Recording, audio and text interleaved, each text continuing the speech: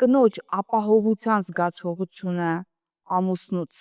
որքանով է կարևոր ընտանիքի ամրության Դե համար։ դա հենց այրուկին մին տղամարդի գլուխ, եթե գլուխը լավ չի աշխատում, ուրեմն ապահովության զգացում չի կարող, դե վերացական եմ ասում,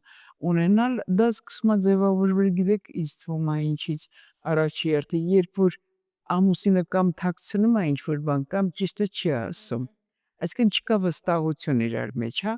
չկա, ասենք թե գումարային պարզ հարաբերություններ, ինչքան է ստանում գումարը, որտեղ ծախսեց եւ այլն եւ այլն, նա իրեն տղամարդ պատկերացնելով հանդերձ ոնց ուզում է այդպես էլ բան անում, չասելու ուր է գնում, չասելու երբ է վերադառնում, հա,